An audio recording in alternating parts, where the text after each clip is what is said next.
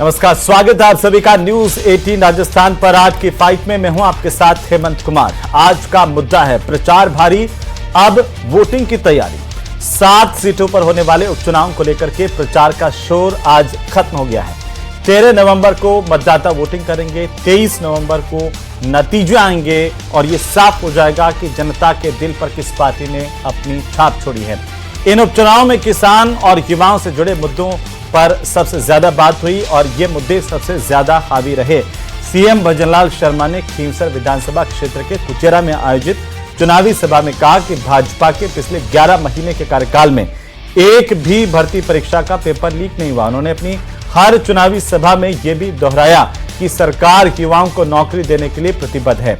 कांग्रेस ने किसानों और युवाओं के मुद्दे पर सरकार को लगातार घेरा भी।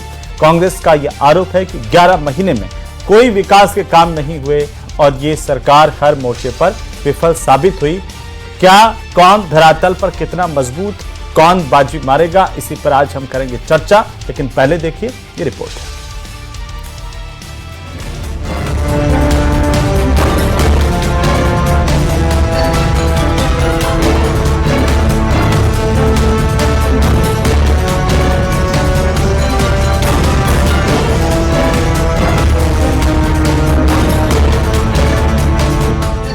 उपचुनाव का रण थम गया प्रचार।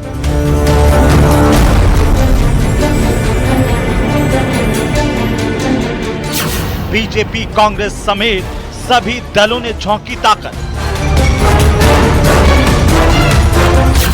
कांग्रेस का आरोप 11 महीनों में नहीं हुए विकास कार्य। अब 11 महीने ये हो गए, हमारी जो स्कीमें थी 25 लाख का बीमा था बंद कर दिया, लगभग बंद कर दिया है। 10 लाख का दुर्घटना बीमा लगभग बंद कर दिया है। बीजेपी का जवाब, राजस्थान के विकास के लिए प्रतिबद्ध। क्योंकि हमने जो हमारे संकल्प पत्र में जो वादा किया, हम एक एक वादे को पूरा करेंगे। प्रचार भारी, अब वोटिंग की तैयारी। तो आज प्रदेश की सबसे बड़ी चर्चा की शुरुआत इसी बात को लेकर के करेंगे कि प्रचार की जंग और वोटिंग में आखिरकार किस तरह का रंग नजर आया। 7 का संग्राम, किसके दावों में कितना दम है, कौन धरातल पर कितनी मजबूती से जनता के बीच में दिखा, इस पर भी हम बात करेंगे। हमारे साथ खास मेहमानों का पैनल मौजूद है। सबसे पहले परिचय करवा दूं, अपूर्वा सिंह बीजेपी की प्रवक्ता हमारे साथ हैं, साथ ही साथ राजेंद्र आर्य हमारे साथ हैं, कांग्रेस पार्टी के प्रवक्ता, और शंकर लाल हमारे साथ हैं, प्रवक्ता आरएलपी के। मिथिलेश जैमिनी हमारे साथ हैं, वरिष्ठ पत्रकार के तौर पर। आप सभी का बहुत स्वागत है। जैमिनी साहब, सबसे पहले आपसे शुरुआत की। आखिरकार आपने जो प्रचार का दौर देखा है, वहां पर अब किस तरीके से धरातल पर स्थितियां आपको मजबूत किसकी नजर आ रही है, क्योंकि आज जो शोर प्रचार का है वो अब थम गया है। देखिए, कांग्रेस में 2 सीटें बेटों को लड़ाया जा रहा है। एक जगह जुबेर खान जी के पुत्र हैं, एक जगह विजेंद्र ओला जी के पुत्र हैं। विजेंद्र ओला जी ने जिस तरीके से एक मुस्लिम मोहल्ले में रफीक खान और हाकिम अली के बीच में कहा कि मैंने रात को 12 बजे फ़ोन करके किसी जाट का टिकट कटवाया, वो जाट बेचारा पीसीसी के महासचिव जो है आरसी चौधरी, उनका तो नाम ही नहीं था। हाकिम अली वैसे ही अशोक गहलोत की गुड बुक में थे। तो वोटों के लिए आदमी किस तरीके से झूठ बोलता है। दूसरी इंपॉर्टेंट चीज कि आज 84 में बहुत अच्छी सभा की मुख्यमंत्री ने, लेकिन इन्फ्लुएंसिंग ऑफ इलेक्शन का उनके ऊपर आरोप लग रहा है, क्योंकि उनके जो मीडिया हैंडल से है एक फोटो डाली गई है जिसमें छोटे बच्चों को वो इलेक्शन टॉफी बांट रहे हैं, जबकि चुनाव आयोग का साफ निर्देश है कि चुनाव के दौरान बच्चों को न तो गोदी में लिया जा सकता है, न उन्हें कोई टॉफी बांटी जा सकती है। दौसा का रण, जिसमें मुख्यमंत्री 2 बार जाए हैं और सचिन पायलट 2 बार जाके आ गए हैं, वो जरूर एक टफ रन हो गया है। और कल की घटना जिसमें एक समुदाय जो बहुत इस चुनाव का तय करने वाला ब्राह्मण कम्युनिटी, उसकी दंपत्ति के साथ मारपीट होने के बाद खुद किरोड़ी लाल मीणा सीओ को लेकर पहुंच गए, माफी मांगी और कहा कौन कौन सी धाराएं लगनी है लगा दो। और खींवसर के उपचुनाव में आज ज्योति मिर्धा ने अशोक गहलोत को घसीटते हुए कहा कि हनुमान बेनीवाल के बिजली के बिल नहीं लिए। लेकिन सच्चाई यह है कि खींवसर का रण कहीं न कहीं आरएलपी का भविष्य तय करेगा कि आरएलपी 23 नवंबर के बाद क्या राजस्थान में जिंदा रहेगी विधानसभा में, या उसकी आवाज दब जाएगी। और सबसे इंपॉर्टेंट है कि भजन लाल जी भी वहां 2 बार चले गए हैं, नामांकन में भी गए हैं और खींवसर में फिर दोबारा गए हैं। और जो ये रण है बड़ा टिपिकल हो गया है।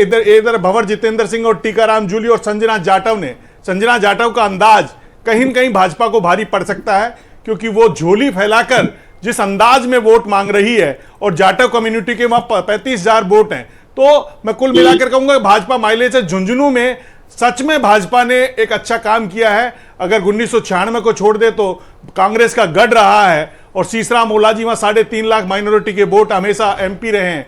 तो कहीं न कहीं अगर झुंझुनू बीजेपी जीत लेती है तो जो राजेंद्र राठौड़ की हार की कसक पूरी हो जाएगी। जो मोरिया बुलाए थे गोविंद सिंह डोटासरा ने अपने गमछा डांस करके, अगर झुंझुनू हार जाती है कांग्रेस तो निश्चित रूप से बड़ा रण होगा। और सबसे इंपॉर्टेंट है वह 28,000 माली और अशोक गहलोत का क्या इरादा है, यह भी तय करेगा, क्योंकि बदले बदले से नजर आते हैं अशोक गहलोत के अंदाज। और कहीं न कहीं ये जो रण है उसमें भजनलाल शर्मा ने अपनी पूरा पसीना बहाया है, मदन राठौड़, तमाम मदन दिलावर, तमाम नेता, और जिस तरीके से कन्हैयालाल चौधरी ने अपना डेरा डाल के बैठे हुए हैं। पहले दिन से इनकी आंखें भी सूज गई है, कल मेरी बात हुई थी। अच्छा। और पूरी तरह वो देवली उनियारा को लेके बैठे हुए हैं। लेकिन देवली उनियारा में नरेश मीणा कितना डेंट लगा पाते हैं या छबड़ा का मान के, क्योंकि नरेश जो पहले कह रहे थे, नरेश जो पहले कह रहे थे कि मेरे प्रचार में यहाँ पर चंद्रशेखर भी दिखेंगे, हनुमान बेनीवाल भी दिखेंगे और पश्चिमी राजस्थान के भाटी भी दिखेंगे, लेकिन कोई गया नहीं। देखिए निश्चित रूप से नरेश मीणा अकेले पड़ गए हैं। और सबसे इंपॉर्टेंट चीज है कि जिस तरीके से विजय बैंसला, जो कर्नल किरोड़ी बैंसला के बेटे, बीजेपी को डेंट पहुंचा रहे हैं, और सचिन पायलट के एक्टिव होने से निश्चित रूप से यह है। अब जो इंपॉर्टेंट चीज है कि क्या कनिका बेनीवाल जीत पाएगी या नहीं जीत पाएगी, यह बहुत इंपॉर्टेंट रहेगा, क्योंकि राजस्थान की राजनीति में जाट पॉलिटिक्स जो लोकसभा वाली बात करूंगा, लेकिन एक टिप्पणी इस बात पर कि हर चुनाव में बीजेपी कांग्रेस के भीतर गुटबाजी को लेकर के बड़े आरोप लगते हैं एक दूसरे पर। क्या इस चुनाव में कांग्रेस एकजुट नजर आई? क्या बीजेपी एकजुट नजर आई? देखिए बीजेपी के लिए आज जिनके प्रभारी उन्होंने कहा कि वसुंधरा राजे जी के हर जगह 2-5 हजार कार्यकर्ता है, लेकिन वसुंधरा राजे जी एक्टिव नहीं दिखी, न लोकसभा में दिखी न यहां दिखी। वो कह रहे हैं वो राष्ट्रीय पदाधिकारी हैं, लेकिन सच्चाई है कि वसुंधरा राजे जी के दिल में भी एक जख्म है। जिस तरीके से हनुमान बेनीवाल ने कहा कि वो पर्ची खुद ही निगल जाती तो कहानी खत्म हो जाती, तो कहीं न कहीं वसुंधरा राजे फैक्टर को पॉलिटिकल जो पार्टीज हैं, कांग्रेस और आरएलपी और बीएपी, जो उनके समर्थक है उनको खींचने का कोशिश कर रहे हैं। बीजेपी उसको कितना ध्यान देती है वो बीजेपी को तय करना है, लेकिन ये तय है कि वसुंधरा राजे समर्थक, भले आज राधा मोहन अग्रवाल ने इंटरव्यू में कहा है कि सब लग रहे हैं, लेकिन मुझे लगता है कि कहीं न कहीं वसुंधरा राजे का आखिरी दाव होगा कि अगर उपचुनाव में जो बीजेपी का ट्रैक रिकॉर्ड रहा वो ट्रैक रिकॉर्ड मेंटेन रहता है, और सलूम्बर में भी रेशमा कम मजबूत होती नजर आ रही है। हालांकि आज मीटिंग अच्छी हुई है, लेकिन आदिवासी समर्थक 2 सीटें हैं जो तय करेगी कि उसका असर महाराष्ट्र में भी कितना जाता है, वो भी देखने लायक। कुल मिलाकर जमीनी साहब ताकत तो सभी दलों ने पूरी की पूरी लगाई है, चाहे वो खींवसर के अंदर आरएलपी की बात कर लीजिए, बिल्कुल पूरा रण में, हाँ पूरा रंग नजर आया। हमारे साथ शंकरलाल जी प्रवक्ता आरएलपी के। शंकरलाल जी, कितनी उम्मीद है खींवसर में आपको? नमस्कार। और सभी अभी जैमिनी साहब बता रहे थे, लेकिन राष्ट्रीय लोकतांत्रिक पार्टी का दम लगाने की बात नहीं है, ये राष्ट्रीय लोकतांत्रिक पार्टी की राजधानी है। और ये आप देखिए क्या कि आप आज तक का जो चुनाव हुआ है 2003 से लेके 2023 तक का सबसे ज्यादा मार्जिन से राष्ट्रीय लोकतांत्रिक पार्टी जीतने वाली है यहाँ से, और 25,000 प्लस से हम जीतेंगे। और निश्चित रूप से राष्ट्रीय लोकतांत्रिक पार्टी की जिस विचारधारा में लोगों ने विश्वास किया है, किसान जवान के लिए हमेशा संघर्ष किया है, वो प्यार अभी जनता ने दिखाया है। और आप जहां देखा होगा कि कल हमने कुचेरा में मीटिंग करी जहां मृदाओं का गढ़ माना जाता है, और आजकल कुचेरा मृदा फैमिली, संपूर्ण फैमिली ने बीजेपी ज्वाइन कर रखी है, लेकिन हम पहली बार वहां से भी हम बढ़त में आ रहे हैं। और पूरे ऑल ओवर हम देखते हैं कि खींवसर में हम जगह जगह घूमे हैं, हम 15-20 दिन से वहीं थे और अभी हम घूम रहे हैं। आज हमारी रून में मीटिंग थी, वहां भी शानदार मीटिंग हुई है। और बिल्कुल ये मानिए कि कम से कम 25,000 प्लस से हम जीतेंगे। भजनलाल जी को 2 बार यहाँ आना पड़ा है, मंत्री जी तो टक्कर सीधी आपकी शंकर जी किससे है? आरएलपी की, बीजेपी से है या कांग्रेस से है? क्योंकि प्रचार में तो खूब पसीना बहाया, लेकिन वो अब वोटिंग में काम आएगा कि नहीं आएगा? 2059 से आप 25,000 का जो है मार्जिन कैसे बढ़ा लेंगे, वो बताइए।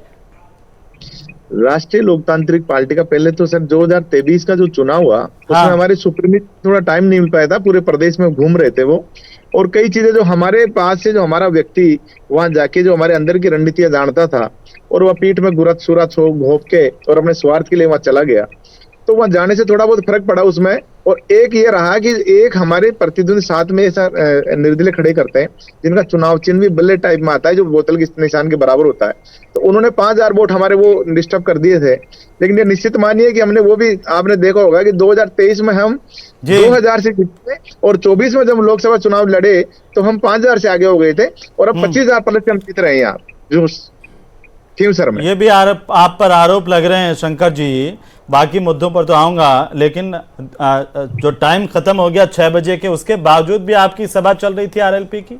आरएलपी का अपना नियम कानून कायदा, आप चुनाव आयोग को भी नहीं मानते? नहीं सर, हम तो हमेशा ही हमने कानून की हमेशा इज्जत करी है। और गांव की सभा का मेरे पास आया कि आपकी सभा 6 बजे के बाद भी वहां पर चल रही थी, बताइए। नहीं कोई सभा नहीं थी हमारी, 6 बजे हमने खत्म कर दी थी। आपने वो बताया नहीं कि आपकी टक्कर सीधी कांग्रेस से है या बीजेपी से है? हमारी टक्कर तो दोनों से है, लेकिन ये कह रहा हूँ कि अब की बार जो हमारे साहब डांगा साहब हमारे यहाँ से बक्के गए, दूसरे नंबर पर कौन रहेगा आपके हिसाब से? दूसरे नंबर पे कांग्रेस रहनी चाहिए, बीजेपी तो तीसरे नंबर जाएगी। अच्छा, कांग्रेस रहेगी। हाँ। अपूर्वा जी, खींवसर की टिप्पणी और उसके बाद में बाकी की बात कर लेंगे, लेकिन सर पहले खींवसर की बात कर लें। वो कह रहे हैं कि आप तो तीसरे नंबर पर जा रहे हैं खींवसर में। देखिए, हम भी जानते हैं जन्नत की हकीकत पर दिल बहलाने को गालिब ख्याल अच्छा है। जिस प्रकार से आरएलपी के प्रवक्ता ने यहाँ पर पे जो आकर के अपनी समीकरण बताई है, मुझे लगता है ये समीकरण जो है वो मेरे हिसाब से बिल्कुल विपरीत है, और मेरे ही नहीं जनता के हिसाब से ये बिल्कुल विपरीत है। आज आरएलपी किस फाइट में है? आज हनुमान बेनीवाल जी जब वहां पर प्रचार करने जा रहे हैं तो किस लेवल पर उतर रहे हैं, कितनी शूद्र कोटि या मैं कहती हूँ कितनी निम्न कोटि पर जाकर के वो बातें कर रहे हैं। आप इस चीज को देखिए कि वो किस तरीके से दिव्या मदेरणा को कोस रहे हैं। ऐसा लग रहा है जैसे उनकी पर्सनल एनिमिटी या फाइट का वो पे अड्डा बन गया है। विकास की कोई मुद्दा नहीं है, विकास की कोई बात नहीं है। किस प्रकार हमारे वहां पर बीजेपी के नेता जाते हैं या हमारे आदरणीय मुख्यमंत्री जी जाते हैं, वो वहां पर विकास के मुद्दे पर बात करते हैं, और किस प्रकार से वहां पे आरएलपी के जब लीडर्स जाते हैं तो वहां पे एक दूसरे को जो है वो नीचा दिखाने की और एक दूसरे के ऊपर चरित्र के आक्षेप लगाने की वहां पे बातें चल रही हैं। तो अगर इतने हनुमान बेनीवाल जी जैसे लीडर को अगर इस तरीके की बातें करनी पड़ रही हैं तो उनके अंदर कितना दम है वो दिख रहा है। बाकी जो खींवसर की जनता है वो जवाब देने के लिए बिल्कुल तैयार बैठी है। बाकी पर आ जाऊंगा, 1 मिनट। वो हर जनता जो है, हर युवा जो है, एक सीट पर बात, हर युवा वहाँ का जनता महिला वहाँ की सम्मानजनक भाषा सुनना चाहती है। शंकर जी कुछ कहना चाह रहे हैं आप? शंकर जी, अपूर्वा जी आ जाएंगे एक एक करके। शंकर जी कुछ कहना चाह रहे हैं, बिल्कुल संक्षेप में। आरिफ साहब के पास जाऊंगा। मैं ये कह रहा हूँ सर, अपूर्वा मैडम बता रही है कि हम जो मर्यादा की बात कर रही है, तो राष्ट्रीय लोकतांत्रिक पार्टी तो हमेशा मर्यादा में बात करती है, और जो व्यक्ति जैसी बात करता है उसमें जवाब सिर्फ राष्ट्रीय लोकतांत्रिक पार्टी सुप्रीम उन्हीं की भाषा में जवाब देते हैं सिर्फ। और आपने देखा होगा मुख्यमंत्री जी के सामने प्रदेश आपके नेता तो कह रहे हैं मर जाना चाहिए, बताइए एक नेता को। एग्जैक्टली, और फिर उनके प्रवक्ता टीवी स्क्रीन पर बैठ के कह रहे हैं कि सेकंड नंबर पर अभी हनुमान जी के खिलाफ ऐसी टिप्पणी किसने की प्रचार में? हनुमान बेनीवाल जी को बैठ के आपस में ये सलाह कर लेनी चाहिए कि कौन पहले पर आ रहा है इनमें से और कौन दूसरे पर। जितने नीची स्थिति में गिरने चाह रहे थे सबने उनको कुछ भी कहा, लेकिन राष्ट्रीय लोकतांत्रिक पार्टी के सुप्रीम ने कभी उनका प्रत्युत्तर नहीं दिया, और हमें भी ये निर्देश था कि आप सहमत। ठीक है, लेकिन फिर भी शंकर जी प्रचार जो है वो बड़ा टक्कर में रहा तीनों ही दलों पे, आरएलपी, बीजेपी, कांग्रेस। खींवसर में बड़ा दिलचस्प रहा। राजेंद्र आर्य साहब आप कैसे देख रहे हैं? जी आ रहा हूं मैं वापस। आर्य साहब एक टिप्पणी आप देखिए, हाथ में से कितना प्रचार में जितना पसीना बहाया वो वोट आने में काम आएगा कि नहीं आएगा? बिल्कुल देखिए अहमद जी, जहां तक इन उपचुनावों की बात है तो निश्चित रूप से कांग्रेस पार्टी 7 सीटों पर बहुत ही आराम से चुनाव जीतने जा रही है, और उसका सबसे बड़ा आधार यह है कि हमने इस सरकार की विफलता के जो 11 महीने का ये दुशासन है, जो कि कुशासन है, उस कुशासन को हमने बहुत बड़ा मुद्दा बनाया। चाहे किसानों की बात हो, रबी का सीजन चल रहा है, किसानों को डीएपी नहीं मिल रहा है, नहरों में पानी नहीं आ रहा है, और जो हमारा खरीफ के सीजन के अंदर जो खराबा हुआ था कृषि का, आपदा प्रबंधन मंत्री ने वो खराबे का भी मुआवजा तक नहीं दिया। तो किसान पूरी तरीके से आक्रोशित है। नहरों में पानी नहीं आ रहा है, बीज नहीं मिल रहा है, बिजली नहीं आ रही है। तो आज आप समझ सकते हैं कि क्या हालत है। आज प्रदेश का युवा आक्रोशित है, क्योंकि सफाई कर्मचारियों के भर्ती के नाम पे जो पूर्ववर्ती सरकार के द्वारा निकाली गई थी, उस भर्ती के अंदर भी नियमों के नाम पे इन्होंने धोखा किया है। आज युवा मतलब उनके बेरोजगार अगर मंत्री के घर जाते तो उनको जी, खदेड़ दिया। ये एक मिनट सुन पूछिए कि लीजिए, प्रचार बीच करने में में नहीं क्या बोलिए, काम था? बीच में मत नहीं, बोलिए, ये पूछिए। बीच में मत बोलिए। मैं तारीख आपको को जवाब दूंगा। एक एक करके अब तो प्रचार खत्म हो गया ना, एक एक करके। जी अपूर्वा जी थोड़ा सा, अब प्रचार खत्म हो गया है।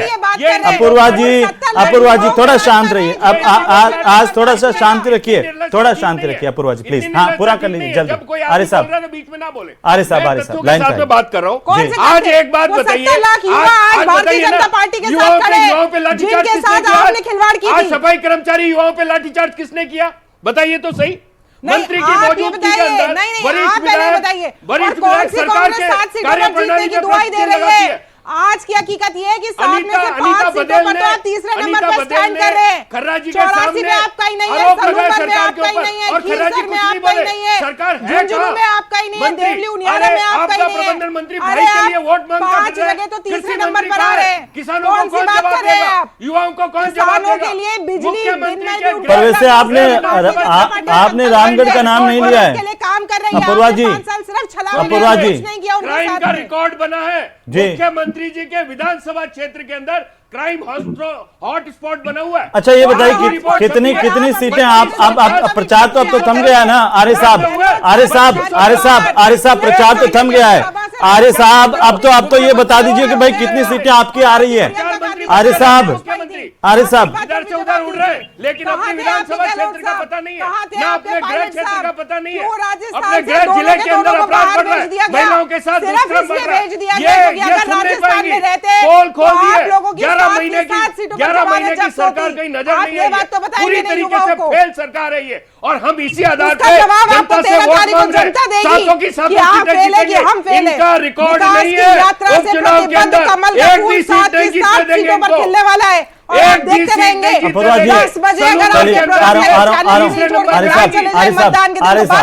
इंतजार देखिए, चैन स्नेचिंग यहाँ हो रही है। अभी जेमिनी साहब कह रहे थे कि बच्चों को आज चोरी यहाँ पे हो रही, डकैती यहाँ पे हो रही, चोरी यहाँ पे हो रही है। बताइए तो सही ना, या काम राजधानी के अंदर अपराध सुनिए ना आर्य साहब आप भी बहुत वरिष्ठ हैं और अपूर्वा जी भी बड़ी सम्मानित हैं। देखो एक एक करके बीच में कौन बोला, बीच में किसने किसने बात करी? मैं तथ्य के साथ बात कर रहा हूँ। अब तो प्रचार थम गया है, अब तो प्रचार थम गया है, शांतिपूर्ण तरीके से मैं तथ्य के साथ बात करता हूँ। नहीं तो चुनौती है, चुनौती स्वीकार करे और एक एक आरोप सुने, उसके बाद जवाब दे उसका। ये बीच में टोका टोकी करके अपने आप को बचाना चाहती है। नहीं निकले क्यों 8 तारीख तक इंतजार करते रहे? कोई एक नहीं है, इनके पास में तथ्य नहीं है। अच्छा आप एक सवाल का जवाब दीजिए जो वो कह रही हैं। सुनिए ना अक्टूबर महीने में दर्ज हुए। आर्य साहब एक सवाल का जवाब दीजिए कि आपकी तरफ से जो नेता है जैसे सचिन पायलट जो है दौसा से बाहर बहुत कम नजर आए, खींवसर में आपके नेताओं को उतनी शिद्दत के साथ सरगनाओं को संरक्षण दे रखा था आपने, जिसको पकड़ने का काम हम कर रहे हैं। 70 लाख युवाओं का विश्वास है भारतीय जनता पार्टी में, जो 13 तारीख को आपको देखने को मिलेगा। जवाब आपको देना पड़ेगा। जवाब तो दोनों को देना पड़ेगा ना, आपको भी देना पड़ेगा कि क्यों आखिरकार पेपर लीक हो गए, इनको भी देना पड़ेगा कि पेपर लीक के बाद एसआईटी वगैरह सब तो बिठा दिए लेकिन अब फैसला नहीं कर पा रहे हैं। अभी भी 24 घंटे से ज्यादा वक्त 2 दिन से 2 युवा जयपुर में धरने पर टंकी पर बैठे हुए हैं। दीपक जेमिनी साहब आपने युवाओं की बात की, अब आपको लगता है कि चुनाव प्रचार के दौरान इसका 1 मिनट सर शांत हो जाइए, बहुत हो शांत हो जाइए। अपूर्वा जी प्लीज, अपूर्वा जी मैथिली जेमिनी साहब, आपको लगता है कि ये मुद्दे स्थानीय मुद्दे हावी रहे हैं इस बार के प्रचार में? देखिए इस इलेक्शन में जो मुद्दे हैं वो लोकल मुद्दे जो क्षेत्र के हैं वो हावी रहे। और सबसे इंपॉर्टेंट चीज है कि मुख्यमंत्री जी की 3 घोषणाएं उनके लिए प्रॉब्लम क्रिएट कर सकती है। एक तो रीट के जो भर्ती में 50% आरक्षण देने की बात कही थी महिलाओं को, वो दे नहीं पाए और उसमें वो लीगल प्रॉब्लम आ गई। दूसरा जो बाजरे की खरीद की बात थी वो उलझ गई। और तीसरी जो इंपॉर्टेंट चीज है कि दौसा में जो 2 बार वो जाया है, 2 बार सचिन पायलट जाया है, तो बैलेंसिंग हो गया है। तो कहीं न कहीं मुख्यमंत्री जी और जो कल 2 नौजवान एसआई भर्ती को रद्द करने के लिए उसके ऊपर चढ़ गए, और जो मुख्यमंत्री जी बार बार कह रहे हैं बड़े बड़े मगरमच्छ पकड़ेंगे। 2 दिन हो गए सर, कोई बात करने को तैयार नहीं है उन युवाओं से, आप बताइए। कल से वो चढ़े हुए हैं। यही तो कह रहा हूं, ये जो 3 इश्यू हैं एसआई भर्ती जी सबसे बड़ा इनका आधार था। बात मगरमच्छों की तीन इशू हैं, छिपकली ये पकड़ी तीन जाती इशू है। आरोपी ये पकड़ तीन के इशू बैठे बीजेपी को भारी आप पकड़ लोगों ने में पाल रखे थे ये, और हमने तीन युवाओं के साथ आरोपी धोखा पकड़ करी है रखे। सरकार। राजेंद्र आर्य जी, जिनके देखिए खुद ये- के मकान शीशे के होते हैं, देखिए, दूसरों पर अरे पत्थर नहीं छोड़ो, उछालते। गीदड़ ये- बच्चे आप छोड़ो, लोगों के गीदड़ आप बच्चे लोगों नहीं के चलेगी बड़े आपकी। से बड़े नेता इसमें देखिए- संलिप्त थे और धीरे धीरे कड़ी वहां तक पहुंच जैमिनी रही है। साहब को चिंता पूरा मत करने करिए। दीजिए। देखिए जो सबसे इम्पोर्टेंट जैमिनी जी को पूरा करने दीजिए देखिए जो सबसे इम्पोर्टेंट चीज है जी। कि ईओ आरओ की भर्ती आपने रद्द कर दी। मेरी उन नौजवानों से बात हुई और उनको बेहद पीड़ा है। और एक दूसरा मुद्दा है कि अनीता चौधरी क्या हिंदू है या नहीं है। जब कन्हैया लाल दर्जी हिंदू है और उसको न्याय मिल सकता है, तो जो हनुमान बेनीवाल मुद्दा उठा रहे हैं कि अनीता चौधरी हिंदू है या नहीं है, वो जाट है तो जाट हिंदू है या नहीं है। ठीक है, ये पूरा तय हो जी, जाए। एक-एक करके। ये 4-5 मुद्दे ऐसे हैं जी। जो 23 तारीख को कहीं न कहीं परिणामों को प्रभावित कर सकते हैं। ठीक अगर है, उस मैलेज को जल्दी जल्दी अपूर्वा जी, जो सवाल और जमीनी आज साहब ने उठाया, इलेक्शन जल्दी से टॉपी पार्टी है, जल्दी वो से भी भारी 30 पड़ सेकंड में सकती उसका है। जवाब दीजिए अपूर्वा जी। जी बोलिए। देखिए हेमंत जी, ये बात तय है कि राजस्थान की जनता ने 7 की 7 सीटों पर विकास के कमल को खिलाने का तय कर लिया है। 70 लाख युवा जिनको पिछले 5 साल कांग्रेस की सरकार में छला गया, वो युवा आज हमारे साथ हैं। जिन महिलाओं की आबरू लुटती रही और यहाँ पे पट्टी बांध के कांग्रेस की सरकार बैठी रही, वो महिलाएं हमारे साथ हैं। और यहाँ का किसान जो दिन में बिजली मांगता रहा और इन लोगों ने देने से इनकार किया, आज वो भी हमारे साथ है। संस्कार तक नहीं हुआ है। हाँ, तो इसलिए आप इस चीज के लिए आश्वस्त रहिए जी। कि 7 की 7 सीटों के ऊपर 7 की 7 सीटें। आर्य साहब ऐसे ही- कांग्रेस जी आर्य साहब, आपके लिए तो कोई जगह ही नहीं है, बोलिए जल्दी। देखिए हमारे लिए तो जगह, हम तो 7 सीटें जीत रहे हैं। कर्मचारी सबक सिखाएगा, 13 तारीख को आरजीएचएस के अंदर 10 इलाज नहीं तो हो ये रहा। साथ दोनों जीत लेंगे तो शंकर जी, आरएलपी वाले शंकर जी क्या जीतेंगे फिर? सारे के सारे वादा खिलाफी, कानून व्यवस्था नहीं। ठीक है शंकर जी, एक आखिरी टिप्पणी है आपकी। ये 7 सीटें ले जाएंगे बीजेपी कांग्रेस, आप क्या जीतेंगे? आप तो मेरे को लगता है खींवसर खो रहे हैं फिर। मुंगेरी लाल जी के सपने हैं, इनको देख लीजिए। और ये अपूर्वा जी मैडम बोल रही है कि पिछले 12 महीने में 10 महीने इनके सरकार को हो गया, 12 महीनों में ऐसा कौन सा ऐसा काम कर दिया। मैं मुख्यमंत्री जी को ये पता नहीं है, वो सत सत का काल बोलते हैं, मोदी जी को श्रद्धांजलि देते हैं, और हमारे यहाँ तो कोई विकास की बात करते तो मंच के ऊपर हंसते रहते हैं। और उनके सामने उनके जो प्रदेश अध्यक्ष जी हैं, आपने देखो प्रदेश अध्यक्ष जी वो हैं जिन्होंने भारतीय जनता पार्टी युवाओं के भविष्य को बनाना जानती है। अगर उस पार्टी की कीमत इन्हें नहीं पता चल रही, इसका मतलब आरएलपी युवाओं के भविष्य को बर्बाद करने में विश्वास रखती है। आरएलपी के प्रवक्ता ने ये वक्तव्य इस चैनल पर जारी करके ये शो कर दिया है कि आरएलपी केवल युवाओं के भविष्य के साथ खिलवाड़ करना चाहती है। राष्ट्रीय लोकतांत्रिक पार्टी तो हमेशा ही युवाओं के लिए संघर्ष करती है मैडम। और आपके जो प्रदेश अध्यक्ष जी है ना, तो फिर आपको उन्होंने संघर्ष करना चाहिए उन 70 लाख बच्चों के लिए। आपको तो संघर्ष चलिए, करना चाहिए संघर्ष तो आप सबने किया ही है इतने दिन तक प्रचार में जाकर के। नतीजा क्या होगा? नतीजा क्या होगा? वो तो वोट डालेंगे जनता, उसके बाद जब नतीजे सामने आएंगे तो दूध का दूध, पानी का पानी। फिलहाल बहुत शुक्रिया आप सभी का इस चर्चा में शामिल होने के लिए। युवाओं का मुद्दा क्या धरातल पर गया है? क्या सरकार ने जो विकास के काम जनता के बीच में गिराए उन पर जनता वोट करेगी? क्या विपक्ष ने सरकार की नाकामियां जो जनता के बीच में रखी हैं उनको भी जनता ध्यान में रखेंगी, या फिर आरएलपी और अगर 84 की बात करें वहां पर भी कुछ हो सकता है? अब तमाम राजनीतिक दल जो है वो शोर शराबे से दूर घर घर जाकर के मतदाताओं को रिझाने की कोशिश करेंगे। आखिरकार डोर तो मतदाता के हाथ में है कि वो किसकी पतंग उड़ाएगा।